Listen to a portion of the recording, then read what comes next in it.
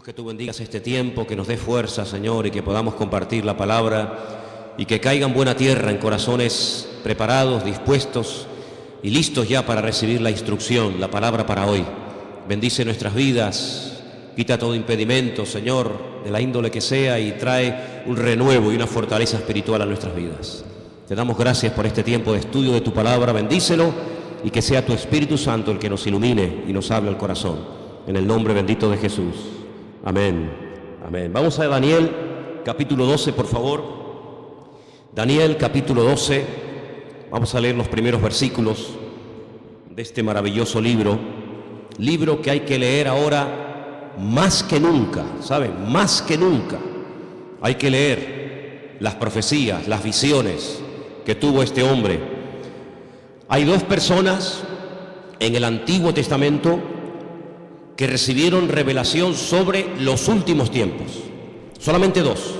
Muchos profetas recibieron revelación para su época o para tiempos cercanos a su época.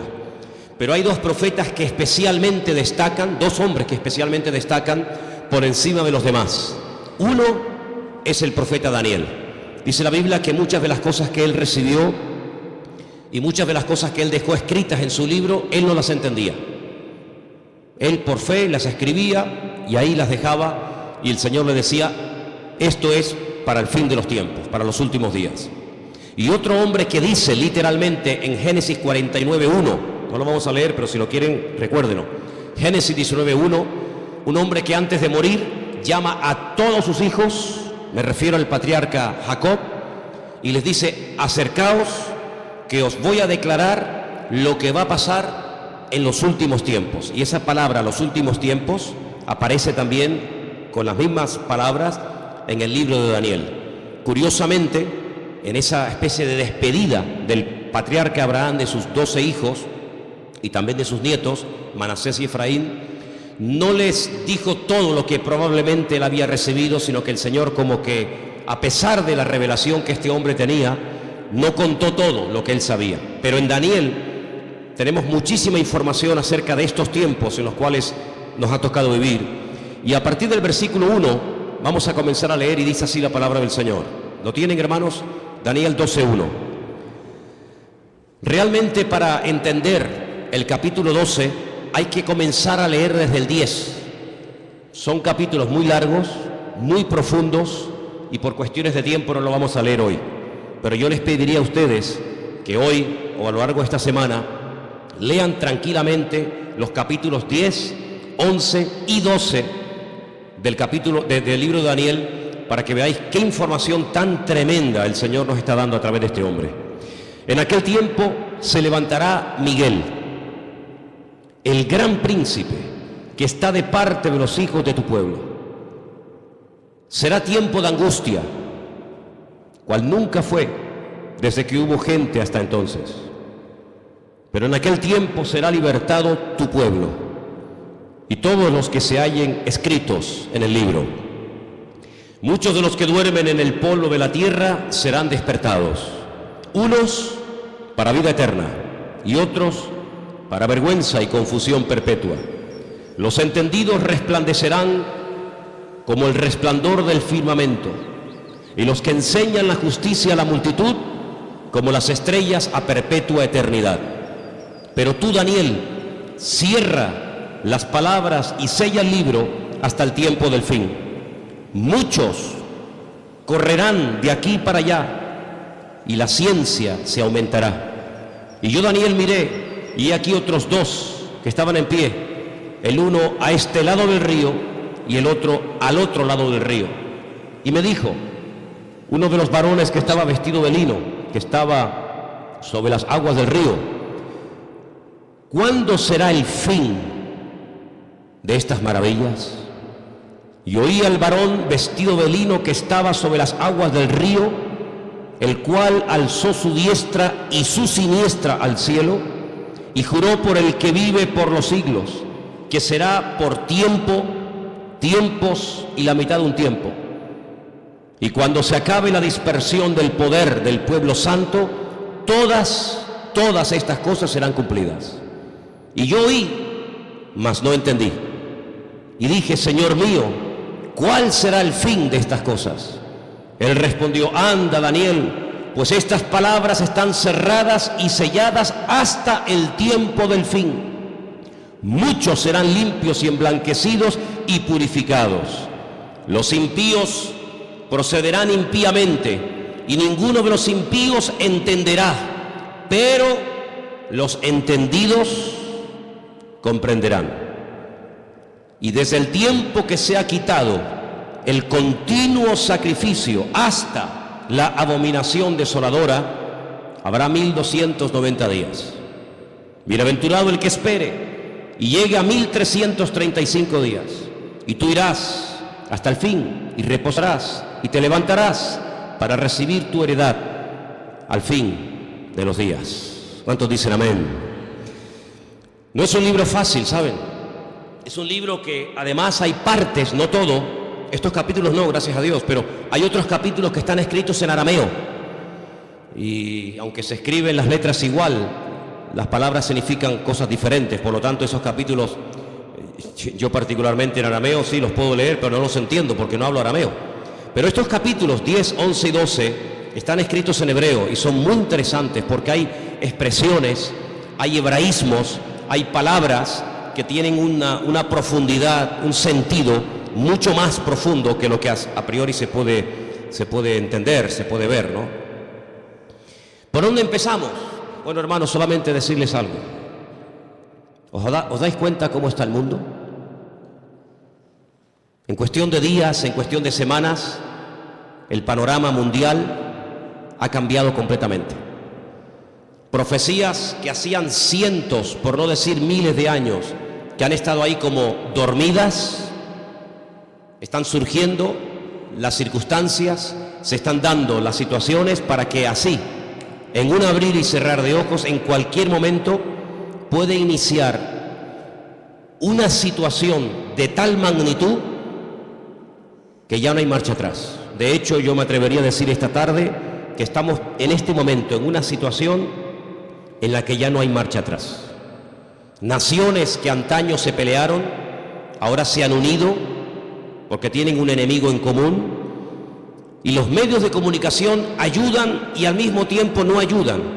Ayudan porque te dan información del movimiento de tropas, de soldados, situaciones de países, lugares donde hay guerras, muertes, etcétera. Y en cierto sentido, pues gracias a la televisión, a la radio, a la prensa, a internet, pues te enteras de cosas que están ocurriendo a centenares o a miles de kilómetros y estás al día. Pero por otra parte, ellos cuentan su versión. Ellos te cuentan lo que ellos entienden que está ocurriendo.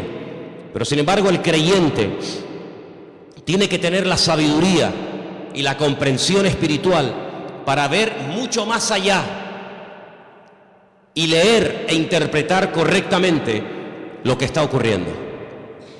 Hay una profecía que lleva miles de años, vamos a decir entre comillas, dormida, y tiene que ver con la ciudad de Damasco, capital de Siria. Dos profetas, el profeta Isaías y el profeta Jeremías, profetizaron con muchísimo tiempo de antelación que esta capital sería atacada y quedaría prácticamente en ruinas, y no quedaría prácticamente recuerdo de ella. No vamos a leer todos los versículos que tengo, porque si les digo la verdad, tengo tanto material sobre todo esto que podríamos estar aquí una semana entera sin salir, se lo puedo asegurar. Pero para los que estén tomando nota, y como además esto queda grabado, después ustedes pueden ir a su casa y volver a escuchar el mensaje.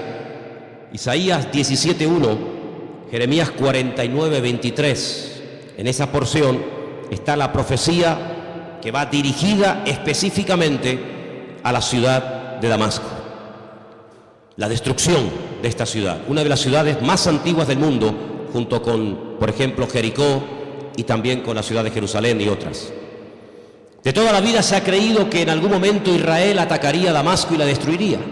De hecho, ha estado en varias ocasiones a punto de destruir Damasco, pero no ha sido así. Son los mismos sirios, peleándose unos contra otros, todos contra todos, los que están destruyendo un país que antaño fue un lugar donde miles y miles de cristianos vivían. Un lugar donde dice la Biblia que el apóstol Pablo se dirigía para perseguir a los cristianos, porque aquello era un reducto, un lugar donde los cristianos se refugiaban. Y dice que mientras iba camino hacia Damasco, la Escritura dice que el Señor le salió en el camino y se le reveló como el camino, la verdad y la vida, como el Mesías. Y fue camino a Damasco que el apóstol Pablo llegó a conocer el Evangelio y al verdadero Mesías. Y fue en la ciudad de Damasco donde fue bautizado. Y fue en la ciudad de Damasco donde lo visitó un hermano, un discípulo llamado Ananías, que dice que oró por él y se le cayeron como escamas de los ojos y pudo entender. Y allí recibe una palabra que marcó su vida. Allí recibe una palabra profética y le dice: mira, el Señor se te ha aparecido en el camino, se te ha revelado, te está liberando.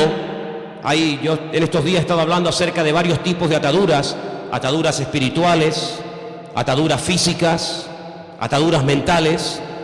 El Señor dice: yo te he desatado, yo te rompo toda ligadura de prejuicios, de cultura, de religión, de rechazo a otras naciones, y te libero de tu pueblo y te envío lejos a los gentiles, para que le abras los ojos y para que entiendan lo que tú ya has entendido. Pero también le profetiza los sufrimientos y las torturas y el camino arduo por donde tendrá que pasar hasta llegar a la meta, hasta llegar a la presencia del Señor, ¿verdad? Y estamos viendo cómo en Siria ya sinceramente todas las cifras se quedan cortas, porque ¿quién realmente sabe cuánta gente ha muerto, cuántos están muriendo, cuántos van a terminar de morir en el país de Siria, un país que está en el norte de Israel, que lo separa, digamos, esa frontera natural llamada los Altos del Golán, esa especie de balcón donde allí se encuentra el famoso Monte Hermón, ¿verdad?, del cual habla el Salmo 133, ¿verdad? Mirad cuán bueno y cuán delicioso es los hermanos juntos en armonía, y ahí habla de ese hermoso monte. Bueno, pues en ese país están peleando, como dije, todos contra todos. Ahora, para entender un poco lo que está ocurriendo, hay una serie de palabras que prácticamente a diario se escuchan en la televisión y muchas veces la gente no sabe de lo que se está hablando. El mundo del Islam está dividido fundamentalmente en dos grandes fracciones. Hay algunos grupitos de los cuales no vamos a hablar, pero el mundo del Islam está dividido en dos grandes partes. Casi con más de un 80% están los suníes y con un 13% están los chiíes. Y de esto oímos hablar mucho a diario, ¿verdad? Los suníes, los chiíes. Y aunque hay países donde están todos juntos, pero hay después otros países que son mayoría suníes o mayoría chiíes. Por ejemplo, los países donde son mayoría los suníes, con más del 80%, es Arabia Saudita, donde se encuentra la Meca, Kuwait, los Emiratos Árabes, Jordania, Egipto, Pakistán, Afganistán, Yemen y otros más. Los países con mayoría chií, Irán, Persia, como lo llama la Biblia, la cabeza, parte de Irán, Líbano. Decir Siria, pues es un poco complicado, porque en Siria están ahí todos contra todos, Azerbaiyán, Bahrein. Cada uno de estos grupos, todos creen en el profeta Mahoma, todos leen el mismo libro, el Corán, pero hay grandes diferencias entre unos y otros. Daré algunas pinceladas para que nos situemos y sepamos de lo que estamos hablando y por qué se matan y por qué se odian tanto los suníes y los chiíes. En cada uno de estos bandos, por decirlo de alguna manera, de estas fracciones, hay diferentes grupos armados que pelean contra los otros. Por ejemplo, el grupo terrorista más famoso de los chiíes es sin lugar a dudas Hezbollah, que son los que están ahí en el norte, en los Altos del Golán, y que en algunas ocasiones han atacado a Israel, e Israel también les ha atacado. Así que Hezbollah es un grupo mayoritariamente chií que está financiado por Irán. Pero luego en el otro bando, en la parte de los suníes, tenemos al famoso grupo Al-Qaeda, responsables de las famosas Torres Gemelas, tenemos a los talibanes, tenemos al famoso Estado Islámico, ISIS, a los hermanos musulmanes que ganaron y después fueron derrocados en Egipto, y tenemos al grupo Hamas. Hamas significa violencia y es el grupo que en este momento está liberando la franja de Gaza, allí al sur de Israel. ¿Por qué se llevan tan mal los chiíes y los suníes? A la muerte del profeta Mahoma, su yerno, que a la vez era su primo, llamado Alí, fue el que ocupó el lugar del profeta Mahoma. Sin embargo, en el grupo de los suníes, su suegro, que fue el que recopiló todas las cosas acerca del Corán, que era de la misma tribu que Mahoma, Abu Bakr, era el que tomó el liderazgo del Islam. La palabra suní viene de la palabra árabe suma, que significa código de conducta. Ellos creen en los ulemas, que son los doctores, los teólogos del Corán, y son los únicos que pueden, digamos, interpretar lo que dice el Corán, los textos del Corán. Por otro lado, los chiíes tienen a los famosos ayatolás, y ellos lo que hacen es que unen la política y la religión, y hay ahí una lucha, porque los suníes dicen que entre Alá y el hombre no puede haber ningún tipo de intermediarios, no se puede adorar a nadie más que a Alá, ¿sí? Pero sin embargo los chiíes, aunque también adoran a Alá y creen en el Corán y van a la Meca en peregrinación, de hecho, sabéis, la última peregrinación ha sido, como todos los años, catastrófica, han muerto casi 800 chiíes, la mayoría de ellos procedentes de Irán y de otros países chiitas. Pues ellos además en sus mezquitas tienen fotografías de sus mártires, entre comillas, de sus santos, y en cierto sentido como casi que los veneran. Así que estos dos bandos están enfrentados los unos contra los otros. Y allí en Siria, por ejemplo, están peleando los chiíes contra los suníes contra los chiíes. Unos son apoyados por unos países, otros son apoyados por otros países. Pero curiosamente nada de lo que ocurre en el mundo ocurre por casualidad. Todo tiene una razón de ser. Los hombres no pueden ir de un lugar a otro si Dios no lo permite. Las naciones no pueden dejar sus territorios y abarcar o conquistar otros territorios si Dios no lo permite.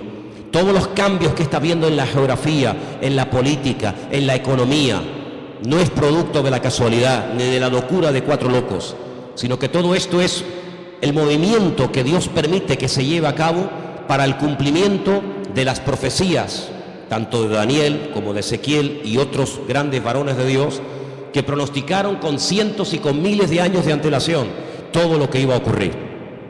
Curiosamente, Irán, que no son árabes, no confundan, los iraníes no son árabes, son persas, es el segundo animal, la segunda parte de la figura que vio Daniel en aquel sueño, pues dice que ya se han unido con el gran enemigo del norte, que es Rusia, y ya han comenzado a atacar a los enemigos del presidente de Siria, y ya dentro de pocos días comenzará una invasión por tierra, y ya están allí miles y miles de soldados rusos armados hasta los dientes, ya están atacando posiciones del famoso Estado Islámico y otros también que no tienen nada que ver con el Estado Islámico.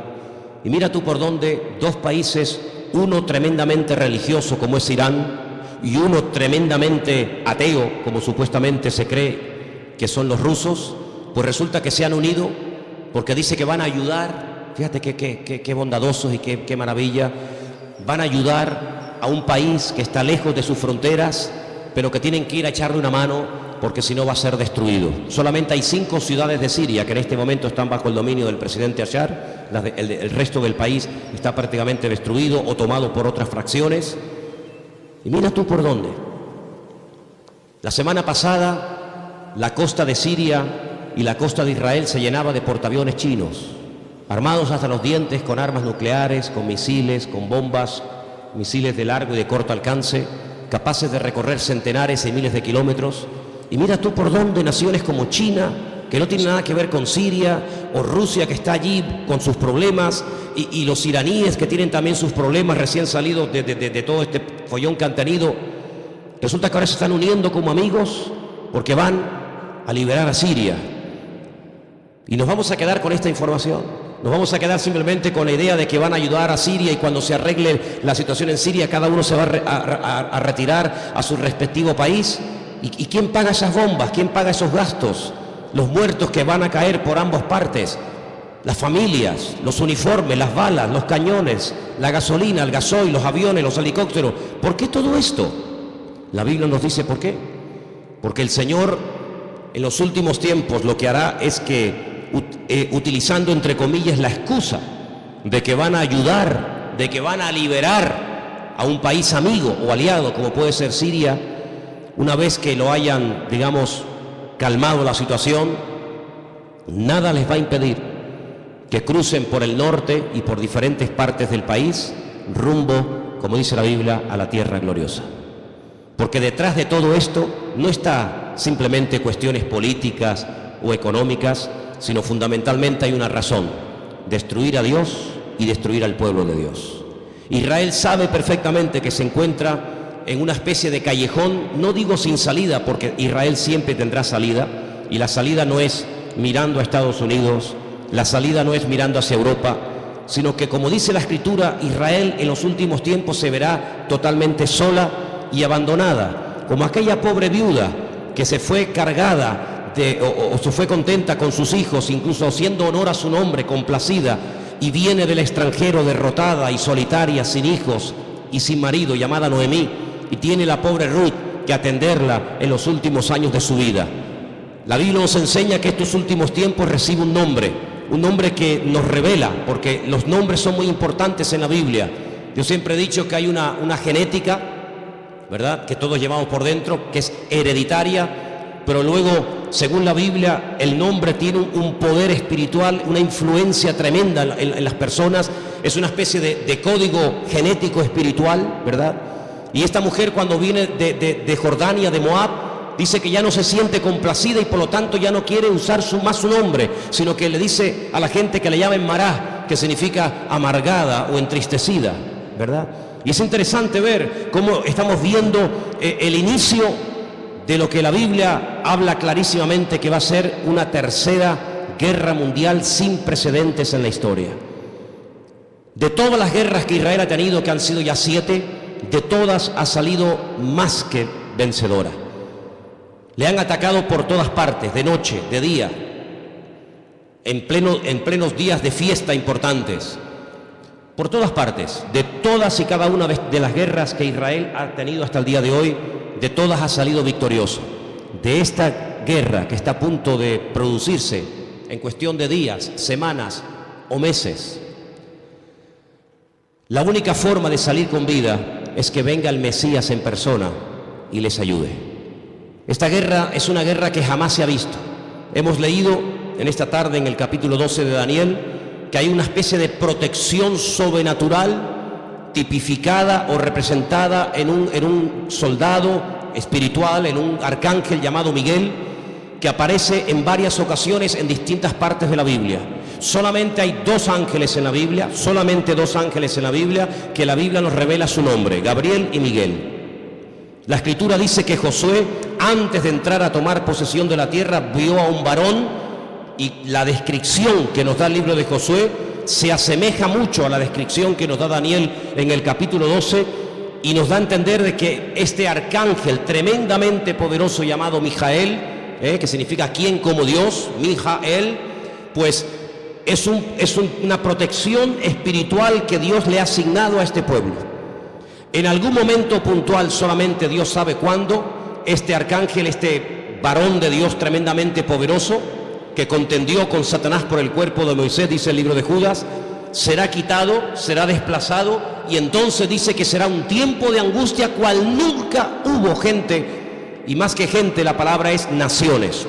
Desde que hay naciones sobre la faz de la tierra, dice la Biblia que nunca el hombre habrá visto una guerra de tal magnitud, con tanta cantidad de soldados, de armamento y de tropas como esta última.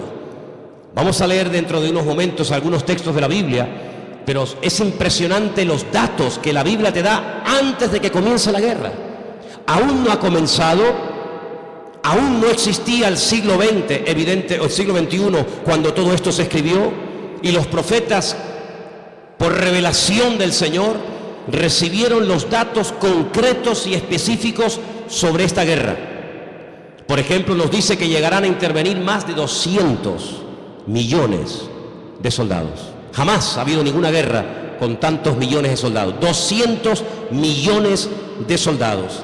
Esta guerra se describe de una forma tremenda, con unos detalles que te quedas con la boca abierta, en 3 capítulos de la Biblia. creo que soy capaz de recordar estas cifras. Ezequiel 38 y 39 y Zacarías capítulo 14. Ahí tenéis toda la información acerca de esta tremenda batalla que empezará por el norte, capitaneada y dirigida nada más y nada menos que por Rusia. En el capítulo 38 del libro de Ezequiel nos dice algunas cosas muy interesantes sobre este tiempo final. Y voy a leer algunos versículos para que veáis qué importancia le da el Señor a que el pueblo de Dios no esté en la ignorancia. Hay gente que está muy distraída, muy sumergida en sus problemas, muy metidos en sus cuestiones y se olvidan de que el Señor en su palabra nos dice que tenemos que levantar la vista y darnos cuenta de que nuestra redención está cercana. Ezequiel 38 dice, versículo 1, vino palabra del Señor diciendo, hijo de hombre, pon tu rostro contra Got. Got es el nombre, digamos, simbólico, no es que se llame así, de una región que la Biblia lo llama Magot, que está en todo lo que sería todo el territorio que ocupa Rusia actualmente. Y fijaros que hay dos nombres de hombres, solamente dos nombres de hombres, que curiosamente tanto en español como en hebreo empiezan y terminan con la misma letra. Uno es el nombre David. David empieza con una letra llamada Dalet y termina con otra letra llamada Dalet. Y esto nos habla acerca de que David era un hombre que cuando lo conocías así era. No es que lo vas conociendo y es completamente diferente. Es un hombre que no tiene dos caras, no tiene dos personalidades, no tiene doblez en su carácter. David era así. Por eso esa letra que empieza y esa letra que termina es la misma, como diciendo que David es un hombre que es lo que ves, no hay más. Curiosamente, en un acto de imitación sin precedentes en la historia, a este líder político se le pone un nombre simbólico cuya letra empieza por la G o la Gimel en hebreo y con la misma letra termina la G o la Gimel, God, como diciendo que lo que ves es lo que hay. En David era lo positivo. Si ves que es un hombre espiritual, es que es espiritual. Si ves que es un hombre valiente, es que es valiente. No es que dé impresión de valiente y luego es un cobarde. No es que es un hombre aparentemente espiritual y luego es un carnal. No. Bueno, pues en God, en este personaje que nosotros lo conocemos más famoso como el nombre del famoso anticristo, si tú lo ves así, así es como es. Es malo, es apoyado por el diablo, etcétera, etcétera. Y dice aquí, así ha dicho el Señor, he aquí yo estoy contra ti, oh God, príncipe soberano de Mesec y Tubal. Estos son hijos de Noé. Te quebrantaré, pondré garfios en tus quijadas y te sacaré a ti y a todo tu ejército, caballos, jinetes, en todo equipados, gran multitud de paveses, escudos, teniendo todos ellos espada. Y ahora menciona una coalición, no están todos nombrados, una pequeña coalición de naciones que se van a unir. Y menciona Persia, y ya hemos dicho que Persia, ¿quién es? Ok, es Irán. Cus, tenemos Etiopía, tenemos Libia, con otros nombres, todos ellos con escudo, con yelmo, Gomer, sus tropas, la casa de Togarma, los confines del norte, sus tropas. Prepárate, apercíbete tú y toda tu multitud que se ha reunido a ti, y sé tú su guardia. Pero si leemos un poquito más adelante, versículo 15, vendrás de tu lugar de las regiones del norte, y tú y muchos pueblos contigo. Fíjate, todos ellos a caballo, gran multitud, poderoso ejército. Subirás contra mi pueblo Israel. Sí, es inevitable que este hombre ataque a Israel, es inevitable. Bueno, pero es que van a ir a Siria. La noticia no dice nada de Israel. Las noticias no, pero la Biblia sí. Y las noticias no pueden saber la información que tú y yo tenemos en esta tarde. Mañana Telecinco no puede decir, le presentarían una denuncia, diría, esta gente está loca. Mañana no vamos a ver en Telecinco, en Antena 3, que Rusia pretende apoderarse de los altos del Golán con la intención de atacar Israel. Pues ustedes están locos. No. Las noticias no te lo van a decir, te lo estoy diciendo yo, te lo está diciendo el Señor a través de mi boca. Subirás contra mi pueblo Israel como nublado para cubrir la tierra y será al cabo de los días, al final de los tiempos, en estos tiempos. ¿Y qué dice aquí? Y te traeré sobre mi tierra. No es que a Putin se le ocurre la genial idea de decir, bueno, vamos a Siria y ya que estamos a un tiro de piedra, saltamos los altos del Golán y desde los altos del Golán vemos todo Israel abajo y la machacamos. Total, que son 300 kilómetros de largo para un imperio, para una potencia militar como Rusia, que con una bomba hace así y borra de la faz de la tierra a 10 millones de personas, porque eso es lo que puede tener Israel en este momento, si es que llega ahora mismo a 10 millones de personas viviendo allí. ¿Qué puede impedir? Pero no es él el que lo decide, es Dios el que le dice a God: ven a mi tierra, ven. Y entonces dice: para que las naciones me conozcan, cuando sea santificado en ti, oh God, delante de tus ojos. Así dice el Señor: ¿no eres tú aquel de quien hablé yo en tiempos pasados por mis siervos los profetas de Israel, los cuales profetizaron en aquellos tiempos que yo te había de traer sobre ellos? Israel sabe perfectamente que Rusia les va a atacar en cualquier momento. Ya lo hicieron hace poco allí en Ucrania, en el país de nuestro hermano. No se cortan un pelo, no tienen ningún problema, tienen afán de expansión, quieren recuperar lo perdido e incluso lo que nunca fue de ellos. No atacaron en un momento determinado un país que no tenía nada que ver con Rusia, como fue Afganistán. La Biblia profetiza que Rusia va a atacar en los últimos tiempos a Israel.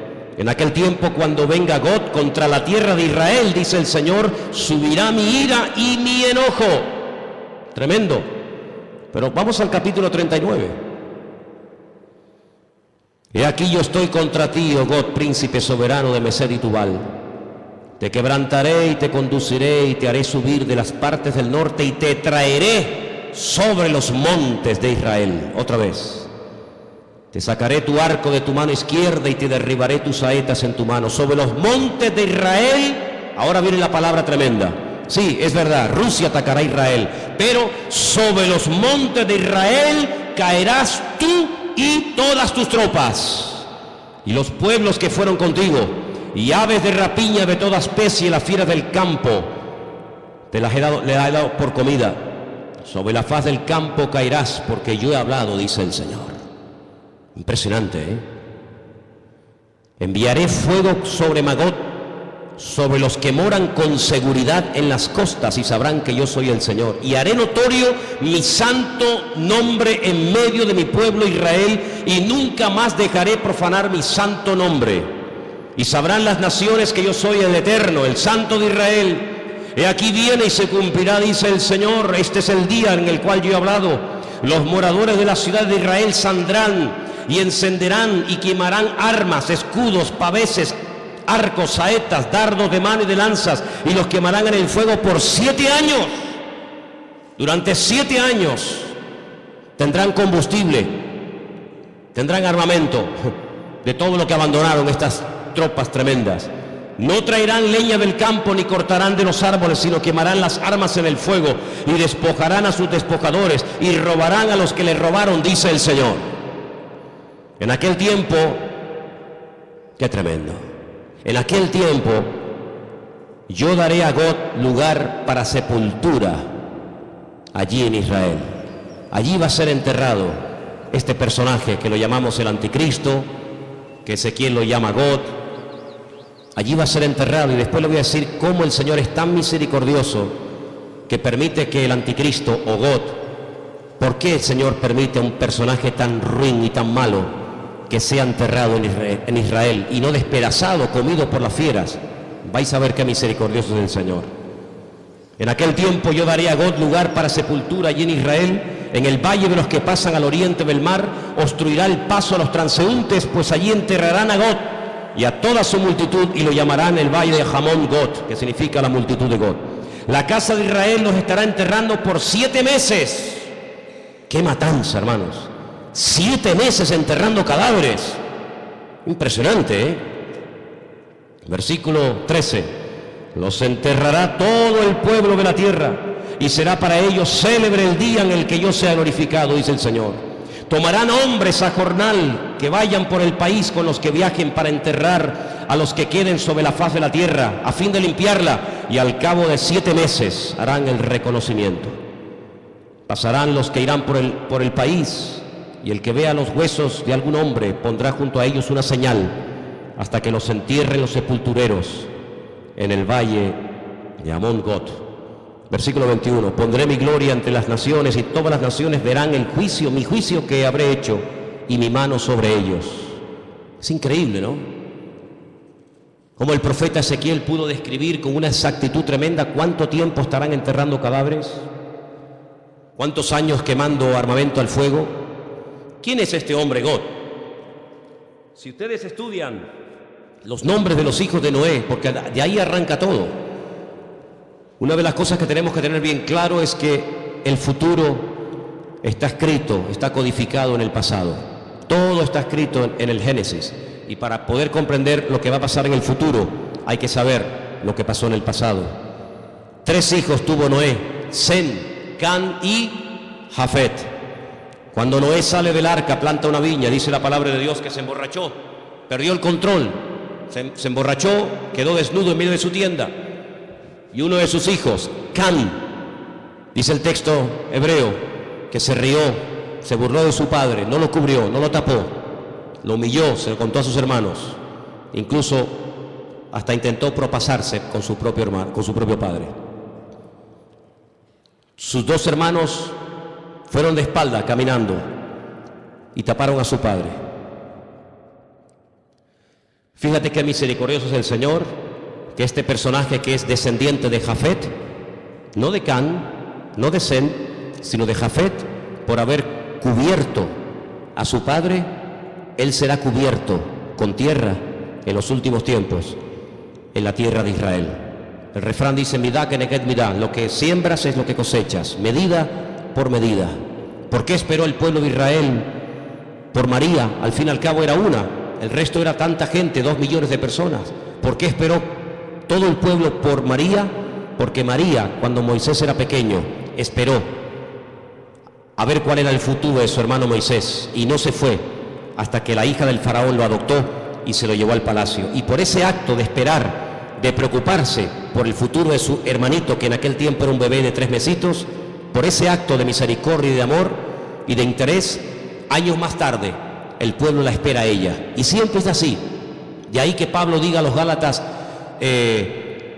si queréis cosechar, tenéis que sembrar, pero sembrar abundantemente para poder cosechar abundantemente. Así que este personaje está a punto de aparecer. Este famoso anticristo está a punto de aparecer, pero ya lo hemos dicho en muchas ocasiones, que en los últimos tiempos habrá una influencia de una institución religiosa que describe perfectamente el libro del Apocalipsis, que dice cómo se visten, dónde están, cómo hablan, cómo no hablan, etcétera, etcétera. Es increíble el impacto que en tan poco tiempo ha producido el Papa Francisco. Es increíble, ¿no? En tan poco tiempo le ha caído bien a todo el mundo. No hay nadie que diga nada malo de Francisco. Fue a Israel y a los judíos, a los rabinos les cayó bien. Incluso llegó a ir al muro de los lamentos y puso su petición entre las rendijas del muro. Después se fue con Abu Hamas, el presidente de la autoridad palestina, y le cayó estupendamente, y casi se hicieron amigos y rezaron juntos mirando hacia la Meca. Se fue a Turquía y en la famosa mezquita de Turquía, orando hacia la Meca, le cayó de maravilla a los musulmanes. A todo el mundo le cae bien, a los artistas, incluso a los ateos. Recientemente escuchaba a un político ateo que decía: me cae muy bien este hombre, aunque yo no soy creyente ni creo en Dios, pero me cae muy bien este hombre. Dieron la vuelta al mundo en cuestión de minutos las declaraciones que hizo en un avión mientras viajaba, cuando le preguntaron por los homosexuales, por los gays, y él dijo: ¿quién soy yo? ¿Quién soy yo para juzgar a los gays? Y todo el mundo comenzó a decir: la iglesia está cambiando. Qué diferente, la postura de este Papa en comparación con los otros 2 que eran tan intransigentes y tan radicales. ¿Quién soy yo para juzgar? No pasó mucho tiempo y ya hizo juicio sobre uno de sus trabajadores. Ayer un sacerdote, dice él, que salió del armario porque Dios así se lo había pedido y así lo había querido, y fulminantemente fue destituido, ¿no? Qué contradicción con las declaraciones del avión, ¿no? Pero en los últimos tiempos la Biblia nos enseña que habrá una especie de religión que le va a caer bien a todo el mundo. Será capaz de ir con los musulmanes, con los judíos, con los cristianos. Dicho sea de paso, hace muy poco tiempo este Papa se fue por primera vez en toda la historia con un pastor muy conocido por nosotros a una iglesia evangélica en la ciudad de Caserta, en Italia, donde yo estuve ahora hace unos días. Estuvo con un montón de pastores que vinieron de Argentina, puesto que el Papa es argentino, y allí tuvieron un culto donde él estuvo como uno más. Hicieron un tiempito de oración, y él hizo una oración incluso, y todos participaron, y se sacaron fotografías, y todo el mundo, qué contento, ¿verdad? La Biblia nos enseña que las rameras son capaces de irse con gente mayor y con gente joven. Las rameras son capaces de irse con gente sin dientes y con gente con dentadura perfecta. Las prostitutas son capaces de trabajar de día o de noche, y lo mismo le da a irse con un blanco, con un negro, con un rico, con un pobre, con un cristiano, con un ateo, con un satánico, le da igual, porque ese es su trabajo, llevarse bien con todo el mundo para sacarle lo que ella quiera a cambio. Y la palabra de Dios nos enseña que en los últimos tiempos la política y la religión se casarán y se unirán. Qué tremendo los lugares y las conversaciones que últimamente está manteniendo el Papa y muchos políticos viajando de un lugar para otro. Todo está preparado. Y hermanos, esto no ha hecho más que empezar, pero en cualquier momento salta la chispa. Y lo que tenemos que preguntarnos todos y cada uno de nosotros, ¿qué mensaje nos está dando el Señor? Yo vengo diciendo hace mucho tiempo que Dios está hablando y hablando y hablando y hablando. El problema no es que Dios no hable, el problema es que hay muchos que no le entienden, o si le entienden se hacen los distraídos. Dije hace unas semanas atrás que Dios no solamente habla a través de la palabra, claro, lo sabemos. El que lee la Biblia está leyendo la palabra de Dios, el SMS de Dios, el WhatsApp de Dios, y sabe perfectamente lo que Dios quiere y lo que Dios no quiere. Pero ¿y los que no leen la Biblia? El que no le interesa o no quiere, o dice él que no entiende la Biblia, pues Dios también le está hablando a toda la humanidad. Quiero que vengan conmigo a Génesis 1, capítulo 14, para que os des cuenta algo tremendo que el Señor dijo en un principio. Allí está, en el Génesis 1, 14. Dio una señal, dio un mensaje muy interesante. Y vamos a leerlo en esta tarde. Dice así, Génesis 1, 14. ¿Lo tienen, hermanos? Tengo esta página de la Biblia prácticamente destrozada, entonces espero leerla bien porque la tengo toda pegada. Creo que dice algo así como: y dijo Dios, haya lumbreras en la expansión de los cielos para separar el día de la noche y sirvan de señales para las estaciones. Ahora ya no tengo ese trocito que dice para días y años. Ok, ahí está. ¿Qué es lo que será? Lo mismo que fue.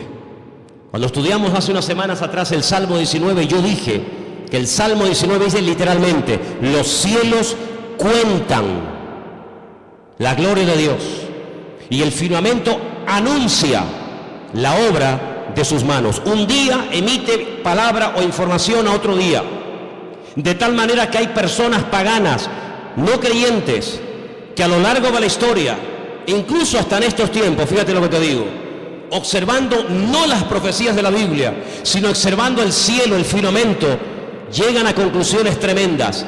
Quiero decirles que en un momento puntual de la historia de la humanidad, el Señor utilizó el astro rey, el sol, la luna y las estrellas para darle un mensaje profético a uno de sus hijos llamado José. ¿Lo habéis olvidado? Dice que él vio al sol, a la luna y a las estrellas que se postraban delante de él. Y Jacob, cuando oye el sueño de su hijo, él entiende perfectamente lo que le está diciendo.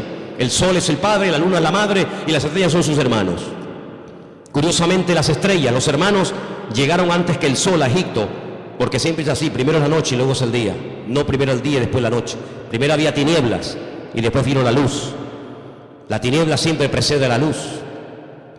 Pero fíjate qué curioso, los magos de Oriente, que no sabemos realmente de dónde eran, si eran judíos, si no eran judíos, sabían perfectamente el lugar y el día en el que había nacido el Mesías, porque interpretaron que aquellas estrellas que tenían nombre, la estrella Sadik, la estrella Jamelec, etcétera, se habían alineado, y ellos sabían perfectamente que tenían que ponerse en marcha para llegar a donde, a Belén de Judea, porque allí era donde había nacido el Mesías.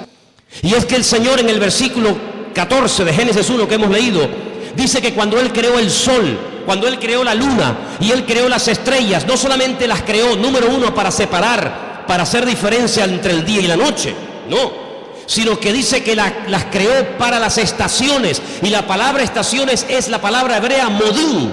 Y la palabra modín, ¿sabe lo que significa? Fiestas.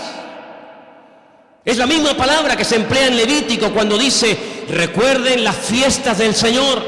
¿Cuándo tienen que ir? ¿Cuándo no tienen que ir? ¿Cuándo tienen que ponerse en marcha? ¿Cuándo no tienen que ponerse en marcha? En otras palabras, cuando ustedes vean los cielos, ustedes podrán discernir en qué tiempo de su relación con Dios ustedes se encuentran. Es muy importante que tú, hermano y hermana que me escuchas en esta noche, te preguntes dónde me encuentro ahora mismo en mi camino, en mi relación con Dios. ¿Estoy más cerca? ¿Estoy más lejos? ¿En qué punto me encuentro? Porque el tiempo marca la circunstancia y la circunstancia marca el tiempo. Jesús le dijo, ustedes olvídense de ver señales. Esta generación, como es una generación mala, perversa y adúltera, no se le ha permitido ver señales como a otras se les permitió. Ustedes solamente podrán ver una señal, solamente una, y la van a ver, y se llama la señal del profeta Jonás.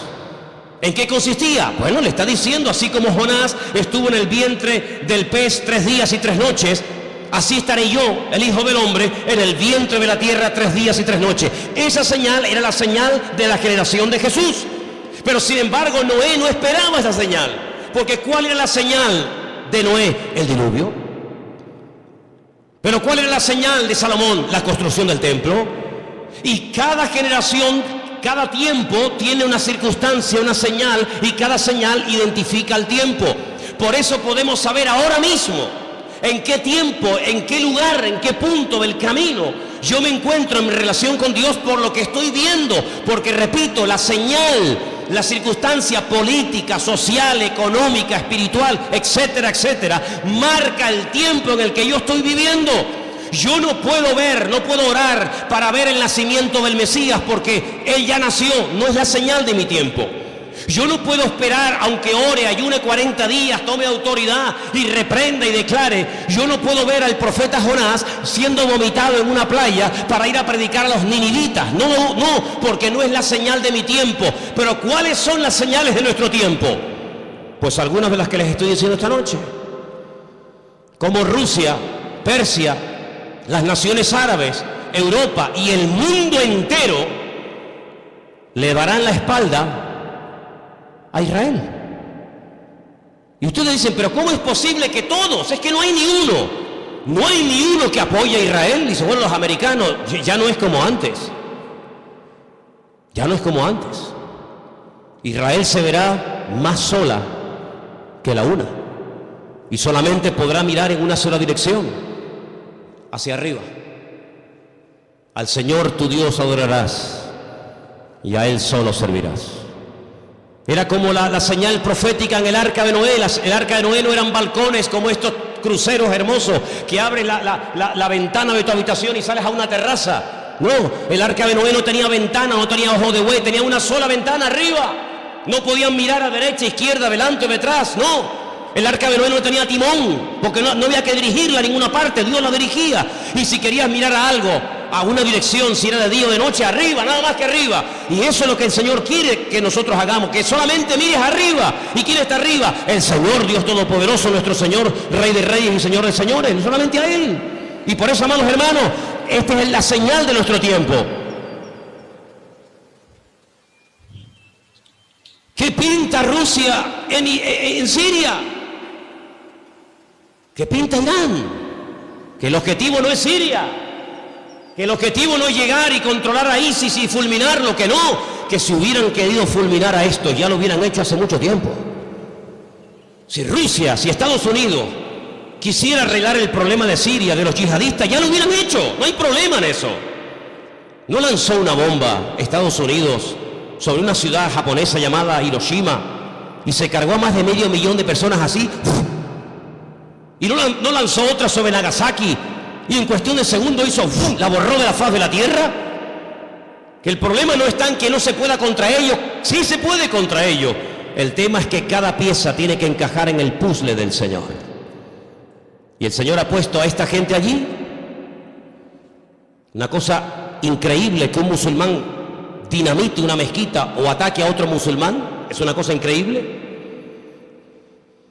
Que le prenda fuego a un cuerpo de un hermano musulmán es una cosa inconcebible dentro del Islam, porque el Islam no es eso. Pero con esa excusa las potencias se están uniendo, pero no se dan cuenta de que es el Señor el que les está diciendo, vengan, vengan. Y al final dice que el Señor los llevará a un gran valle, y quiero leer y terminar con esto porque les digo, tengo material para estar aquí un año, pero en Zacarías capítulo 14, y después la última porción la leeremos en Joel, es el Señor el que le dice a las naciones, vengan que yo les voy a juzgar en el valle de la decisión, valle de Josafat. Zacarías capítulo 14, ¿lo tienen, hermanos? ¿Sí? Dice así la palabra del Señor. He aquí el día del Señor. Viene y en medio de ti serán repartidos los despojos, porque yo reuniré a todas las naciones para combatir contra Jerusalén. Es el Señor el que permite que vayan a hacer guerra contra Jerusalén. No es una mente loca o sádica o fanática. Es el Señor. La ciudad será tomada, las casas serán saqueadas y violadas las mujeres. La mitad de la ciudad irá en cautiverio, mas el resto del pueblo no será cortado de la ciudad. Después saldrá el Señor y peleará con aquellas naciones como peleó en el día de la batalla. Se afirmarán sus pies en aquel día sobre el monte de los olivos, que está enfrente de Jerusalén al oriente. Y el monte de los olivos se partirá por en medio hacia la tierra del oriente y hacia el occidente, haciendo un valle muy grande, y la mitad del monte se apartará hacia el norte y la otra mitad hacia el sur. Seguimos un poquito más adelante, versículo 6. Acontecerá que en ese día no habrá luz clara ni oscura. Volvemos al Génesis.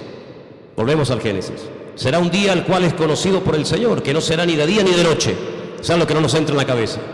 Pero sucederá que al caer la tarde habrá luz.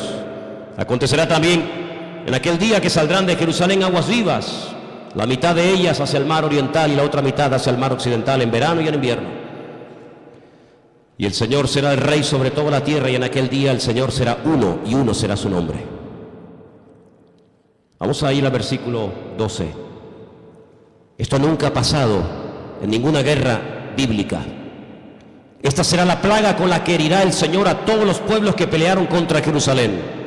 La carne de ellos se corromperá estando ellos sobre sus pies. No es que cuando te pegan un tiro, te meten una puñalada, te duele y te caes poco a poco al suelo. No va a pasar así. Va a ser algo fulminante. La carne de ellos se consumirá estando sobre sus pies, se consumirán en las cuencas sus ojos, y la lengua se les deshará en la boca. Y acontecerá en aquel día que habrá entre ellos gran pánico, enviado de parte del Señor, y trabará cada uno en su mano a su compañero, y levantará su mano contra la mano de su compañero. Se matarán unos a otros. Algo milagroso. Sigo más adelante, versículo 15. Así también será la plaga de los caballos, de los mulos, de los camellos, de los asnos y de todas las bestias que estuvieren en aquellos campamentos. Todos los que sobrevivieren de las naciones que vinieron contra Jerusalén subirán de año en año para adorar al Rey, al Señor de los ejércitos, y a celebrar la fiesta de los tabernáculos. Y pueden seguir leyendo para que veáis qué cosas tan interesantes se dicen ahí. Aquí predice la Biblia que las armas químicas, bacteriológicas y nucleares se van a usar, hermanos. No te quepa la menor duda. Estando de pie, se desmigajan, desaparecen como si fueran polvo, como si fueran ceniza. Así describe el profeta Zacarías la muerte de la gente en esta batalla, en el valle de Josafat, valle de Megido.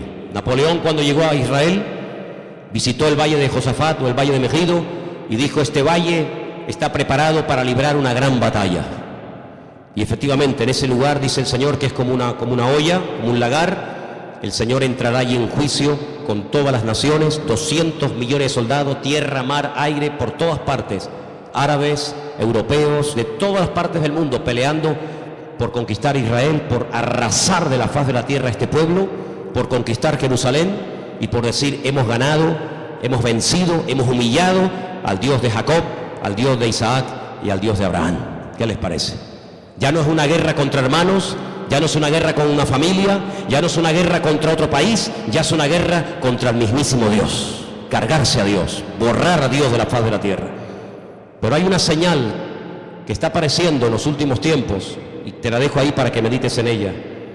Y dice la Biblia literalmente lo siguiente: el sol se convertirá en tinieblas y la luna en sangre antes de que venga el gran día y espantoso del Señor.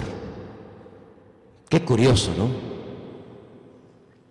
Hasta Dios hablando a través de los eclipses, a través de las famosas lunas de sangre, que curiosamente tanto el año pasado, 2014, como este año 2015, siempre han aparecido coincidiendo o con Pesaj, la Pascua, o con la fiesta de los tabernáculos. Qué curioso, el año pasado y este año otra vez volvió a aparecer una cuarta luna roja en el día de Pesaj o de Pascua, y recientemente, hace unos días, en la fiesta de los tabernáculos. Dios hablando, porque un día emite palabra, otro día los cielos cuentan la gloria del Señor. Lo que puedo decir con todo esto es que nos queda poco tiempo. La humanidad va a entrar en un callejón sin salida, pero dice la Biblia que tenemos que velar, tenemos que orar, buscar del Señor más que nunca, no perder el tiempo. No dejes que el enemigo te robe la paz, ni dentro de tu casa ni fuera de tu casa. No dejes que el enemigo arrebate la bendición que tanto le costó al Señor ganar en la cruz por ti y por mí. Así que en esta tarde es tiempo de acercarnos al Señor, es tiempo de decirle: Señor, recompón mi vida, restaura. Hay voces por aquí, voces por allá, el mundo se está cayendo a pedazos, la ciencia aumentará, la gente corre de un lado para otro, gente de oriente a occidente, de aquí para allá, pero todo esto es la señal de que pronto te corre de un lado para otro, gente de oriente a occidente, de aquí para allá, pero todo esto es la señal de que pronto viene el Señor a buscar a su pueblo. ¿Cuántos dicen amén? Cierra tus ojos, hermano, cierra tus ojos, lee tranquilamente hoy en casa Ezequiel 38, Ezequiel 39, el libro de Joel, las cartas de Pablo, el libro de Apocalipsis, el libro de Daniel, y te vas a dar cuenta de que el Señor está hablando por todas partes, para que despertemos del sueño, para que nos demos cuenta de que el tiempo se acorta y que no hay tiempo que perder. Señor, en esta tarde nos vamos a acercar ahora a tu mesa con acción de gracias. Queremos participar con gratitud, reconociendo tu soberanía, reconociendo tu autoridad. Nos ponemos bajo tu cobertura, Señor. Nos ponemos, Señor, en tus manos. Pedimos que bendigas este pan, este vino, símbolos de tu muerte, de tu victoria, de tu resurrección, de tu venida. Y que en esta tarde lo hagamos, como dice la palabra del Señor, dignamente, valorando cada cosa que tú has hecho por nosotros, Padre. Bendice este tiempo y que podamos salir esta tarde de este lugar renovados, bendecidos y fortalecidos. Abre nuestros ojos para que podamos ver todo lo que está ocurriendo, cómo las profecías se están cumpliendo de una forma tremenda. En el nombre bendito de Jesús. Amén. Amén. Vamos a ponernos de pie, por favor, en esta noche.